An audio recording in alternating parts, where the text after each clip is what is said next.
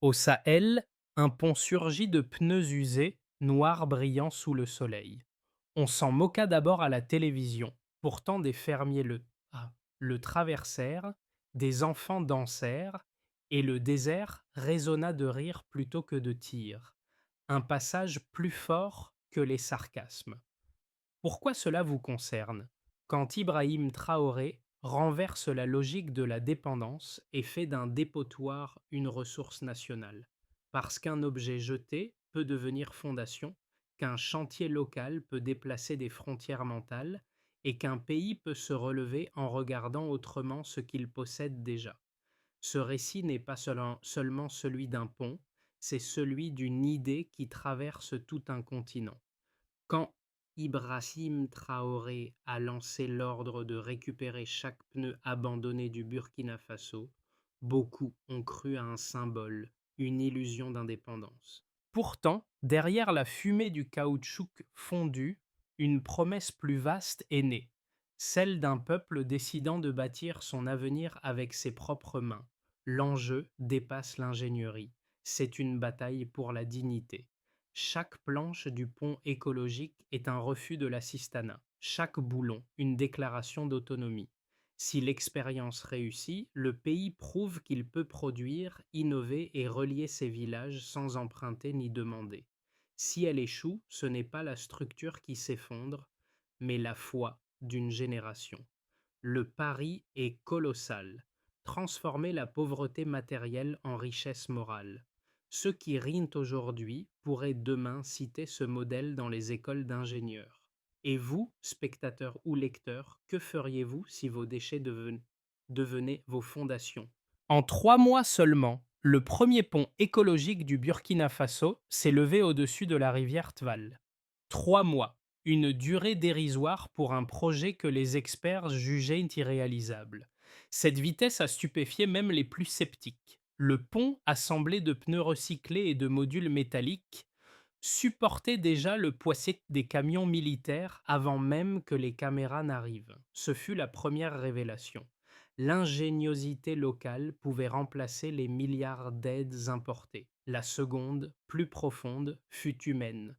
Les habitants qui hier voyaient dans les pneus des rebuts y virent soudain un trésor. Dans leur village, les femmes riaient, les enfants pédalaient vers l'école, et les anciens disaient que pour la première fois, la rivière ne séparait plus mais unissait. Au palais de Ouagadougou, Ibrahim Traoré observait en silence ce frémissement. Il n'avait pas besoin de discours ni de drapeau. Il voulait que les gens croient à nouveau en eux-mêmes. Ce projet était son manifeste silencieux. Si personne ne viendra nous sauver, alors sauvons-nous. Pendant ce temps, la presse internationale oscillait entre curiosité et moquerie. CNN parla de coups publicitaires, Reuters de tentatives ingénieuses, et quelques analystes européens y virent une illusion patriotique. Mais ces jugements ne changeaient rien à la file de villageois traversant le pont. Les chiffres parlaient d'eux-mêmes. Plus de 12 000 passages en 2 semaines, une réduction de moitié du temps de trajet vers les marchés et des routes commerciales rouvertes après des décennies. Ce que personne n'avait prévu, c'est que ce pont deviendrait un symbole continental. Des délégations du Ghana, du Niger et du Kenya demandèrent les plans techniques. En quelques mois, un simple geste logistique s'était mué en déclaration politique. L'Afrique pouvait construire à partir de ce que le monde rejetait. Ce n'était plus une histoire de caoutchouc ni d'acier, mais de renaissance. Parmi les premiers à marcher sur le pont, il y avait Issaka, un agriculteur du village de Tambal, tenant la main de sa fille. Pour lui, cette traversée n'était pas un simple passage, mais un retour vers la vie. Avant, la rivière emportait chaque saison ses récoltes et ses espoirs. Désormais, elle reliait ses terres au marché voisin. Avant, elle nous séparait. Aujourd'hui, elle nous unit, dit-il au journaliste, le regard levé vers la structure de pneus noirs étincelant sous le soleil. Autour de lui, les enfants couraient, riant de leurs sandales en caoutchouc recyclé, foulant un symbole qu'ils ne comprenaient pas encore. Dans leurs gestes, Ibrahim Traoré voyait déjà la preuve que la dignité pouvait être enseignée sans manuel ni slogan. Ce projet, initié dans la poussière du Sahel, avait désormais des effets tangibles. Routes praticables, marchés rouverts, familles réunies après des années de crues meurtrières. Les ingénieurs militaires, souvent formés pour détruire, apprenaient à bâtir. Les soudeurs, les étudiants et les ouvriers collaboraient pour la première fois à une œuvre commune. Ce mélange improbable forgeait une nouvelle image du Burkina Faso, celle d'un pays capable de se reconstruire de l'intérieur. Mais cette transformation restait fragile. Une seule erreur technique, un effondrement, et tout l'édifice symbolique risquait de s'écrouler avec lui. Le défi n'était pas seulement de tenir le pont, mais de tenir la foi. La question n'était plus comment construire, mais pourquoi continuer. Le So what est ici clair.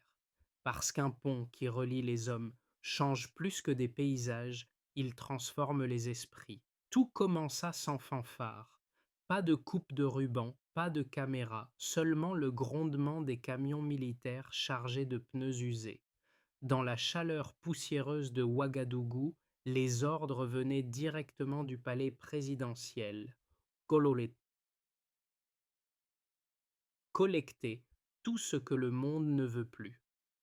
Ces mots, attribués à Ibrahim Traoré, marquaient le début d'une révolution silencieuse. Le déclencheur fut brutalement simple, un constat d'échec. Des décennies d'aides étrangères n'avaient ni réparé les routes ni restauré la confiance du peuple. Alors, le jeune président décida de changer la logique, ne plus importer des solutions, mais recycler ses propres ressources. Les premiers ateliers furent improvisés dans des hangars militaires. Les ingénieurs et les étudiants y fondaient le caoutchouc, le pressaient, le liaient à des plaques d'acier locales. Les odeurs étaient âcres, les conditions rudes, mais l'énergie nouvelle. L'apogée vint lorsque, 3 mois plus tard, le pont franchit enfin la rivière Tval. Le bruit du premier camion traversant fit taire les sceptiques. Les villageois applaudirent, certains pleurèrent. Les médias africains, d'abord moqueurs, diffusèrent alors les images.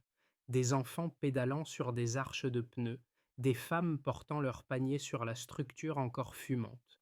Le pays vibra.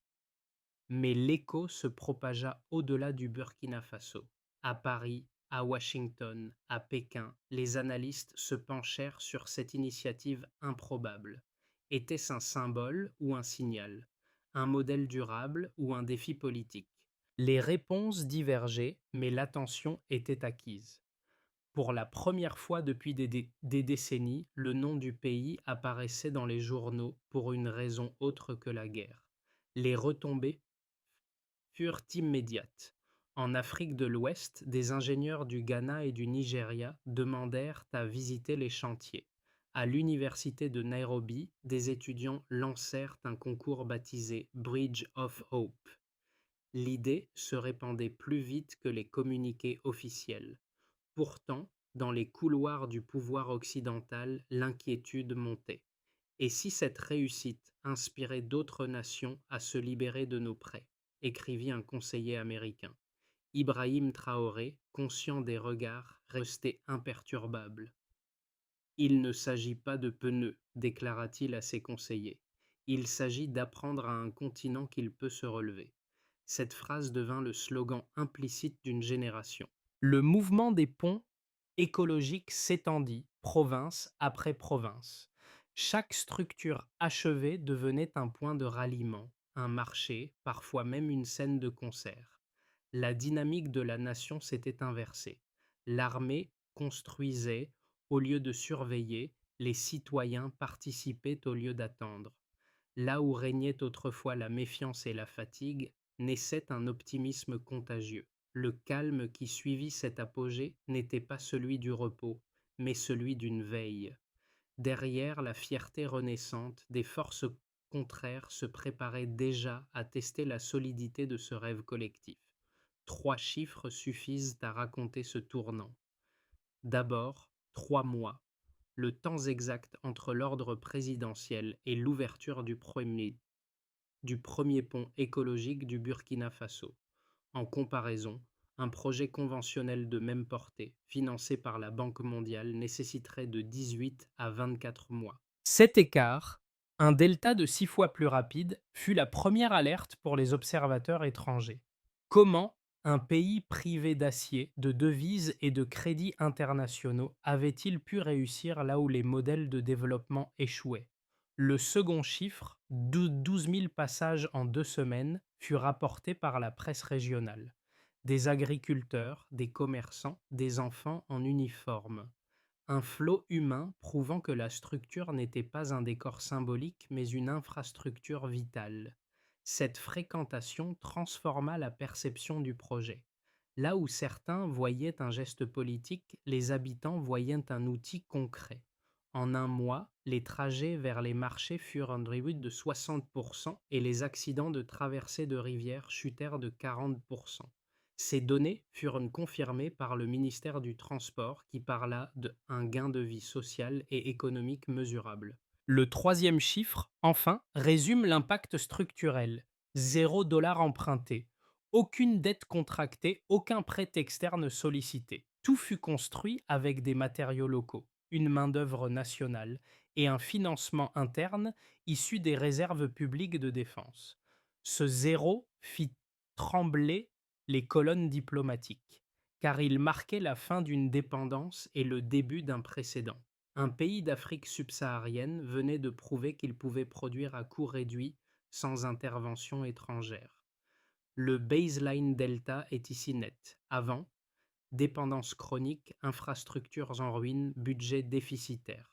Après, circuits économiques internes réactivés, compétences locales renforcées, perception nationale inversée.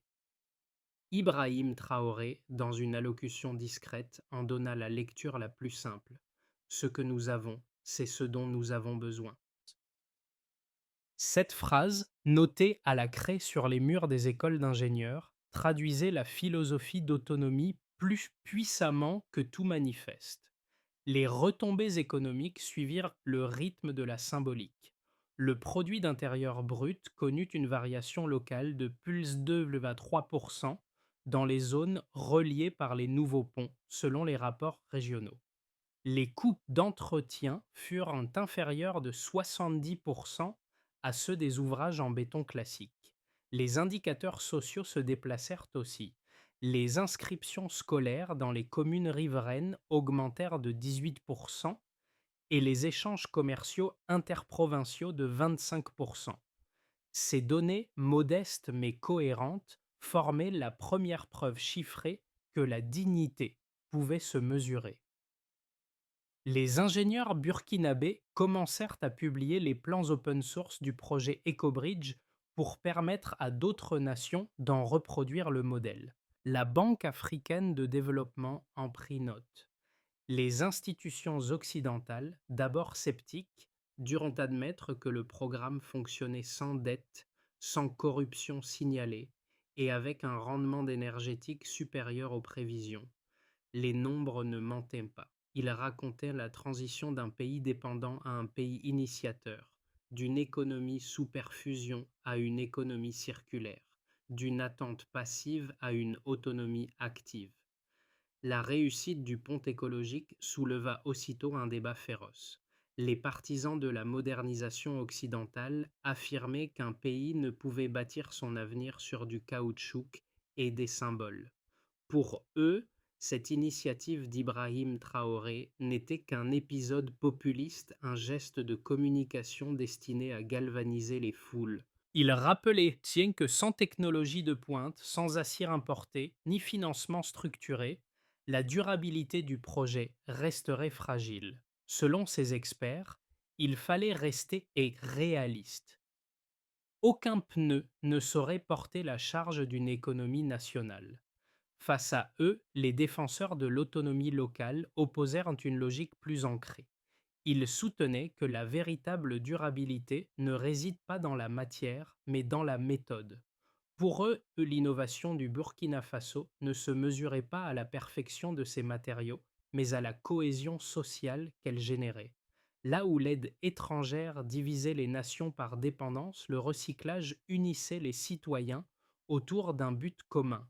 Mieux vaut un pont imparfait construit par nous-mêmes qu'un pont parfait payé par d'autres, déclara un ingénieur de Ouagadougou lors d'un forum. Les deux camps s'affrontèrent dans les tribunes diplomatiques, les plateaux télévisés et les rapports d'institut. Pourtant, les faits finirent par trancher. Le pont tenait. Il supportait chaque jour des tonnes de marchandises et des milliers de pas. Aucun accident majeur, aucun effondrement signalé. La durabilité se mesurait désormais en années d'usage, pas en théorie. Les critiques perdirent leur souffle devant la constance du résultat. Ibrahim Traoré, interrogé par une journaliste ghanéenne, répondit sans triomphalisme: Nous ne voulons pas prouver que nous avons raison. Nous voulons prouver que nous pouvons. Cette phrase, simple et nette, devint le pivot du débat. Car au fond, la question ne concernait plus les ponts, mais la souveraineté.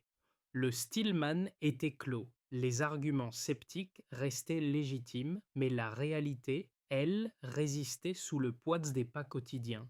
Monnaie, pas et ce n'est pas un pont, c'est une preuve. Cette phrase, lancée par Ibrahim Traoré devant les caméras, ouvrit la seconde moitié de l'histoire. Le président savait que l'enjeu n'était plus seulement de tenir un ouvrage d'ingénierie, mais de soutenir un mouvement de pensée.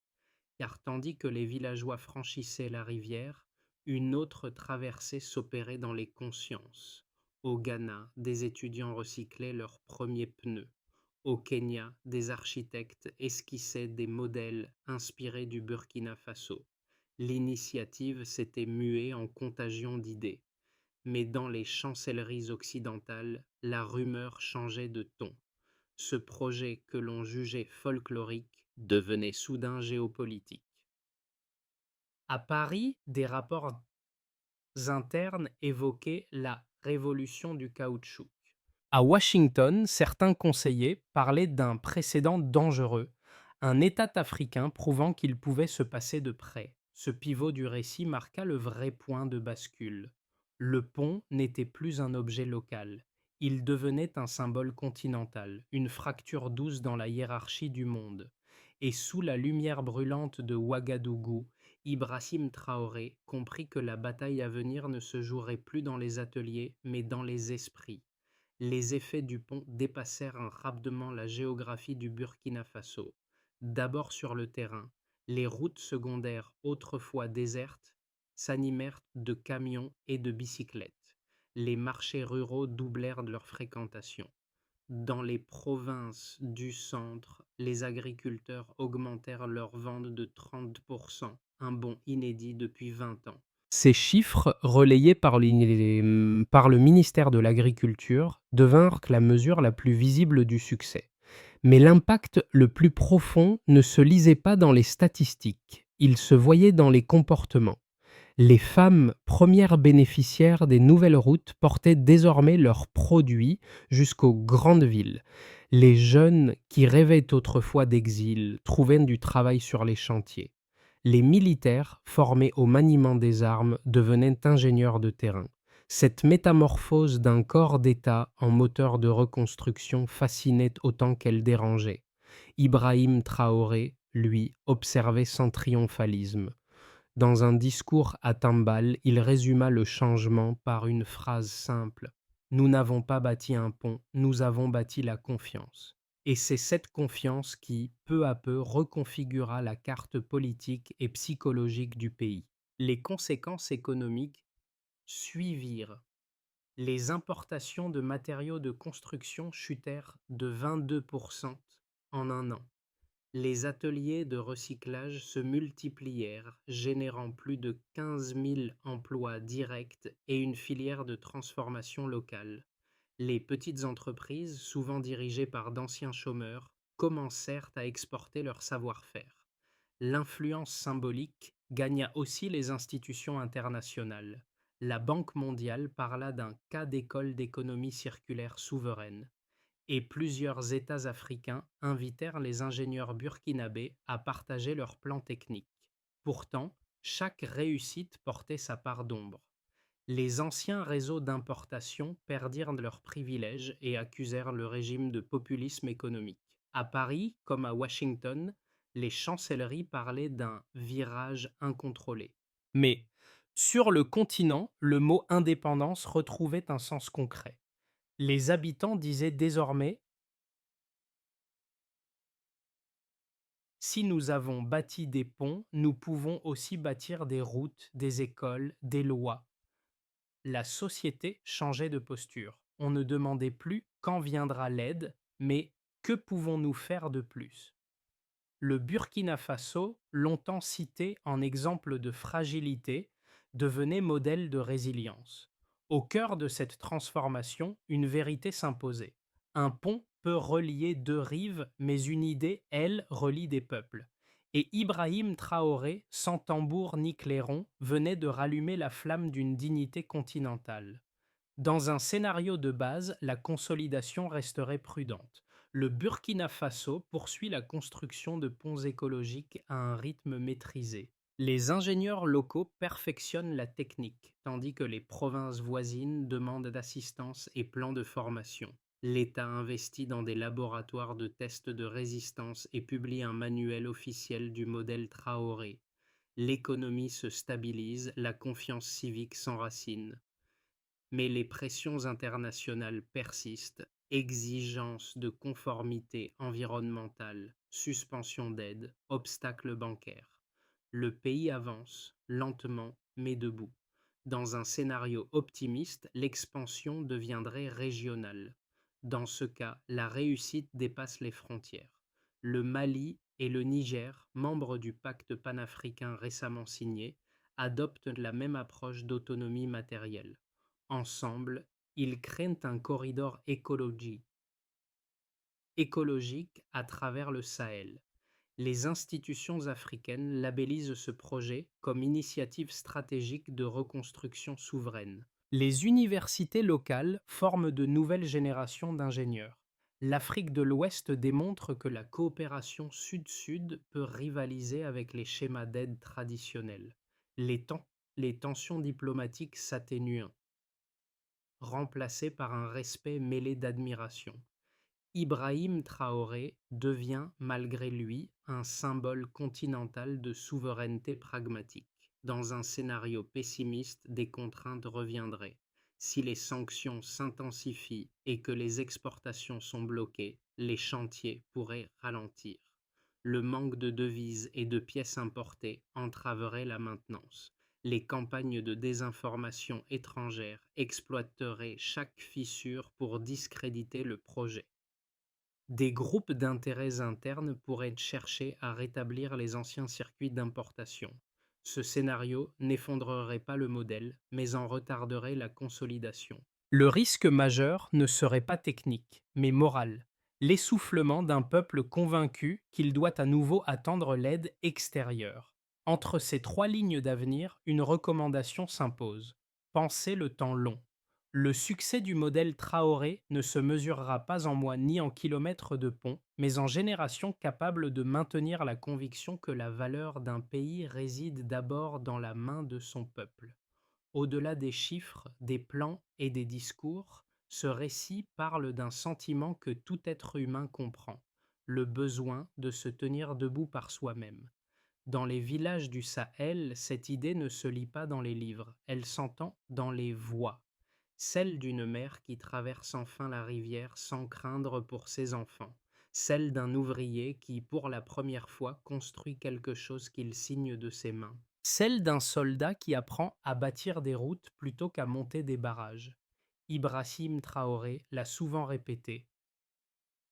La dignité n'est pas un luxe, c'est une nécessité. Ces mots, simples mais brûlants, ont touché même ceux qui doutaient encore. Car dans la fatigue d'un peuple longtemps dépossédé de sa valeur, renaît une forme de fierté tranquille. On ne parle plus d'indépendance comme d'un slogan, mais comme d'une expérience quotidienne. Réparer, inventer, transmettre. Cette énergie-là dépasse la politique. Elle touche le lecteur, le spectateur, celui qui regarde sans savoir qu'il se regarde lui-même à travers ses gestes. Quand une communauté apprend à recycler ses déchets, elle ne sauve pas seulement son environnement, elle restaure sa confiance. Quand un pays bâtit sans emprunter, il enseigne au monde que la pauvreté n'est pas l'absence de ressources, mais l'absence de regard sur ce que l'on possède déjà. Ainsi, chaque pneu posé, chaque pont achevé raconte un peu de nous tous, la possibilité de recommencer autrement. Et si ce récit éveille quelque chose en vous, c'est peut-être qu'il ne s'agit plus seulement du Burkina Faso, mais de la condition humaine elle-même. L'histoire du pont n'est pas une fin, mais un plan d'action. Ibrahim Traoré et son gouvernement comprit qu'un symbole ne suffit pas. Il faut un système. Pour transformer l'essai, 5 étapes claires furent établies, simples mais mesurables. D'abord, institutionnaliser le savoir.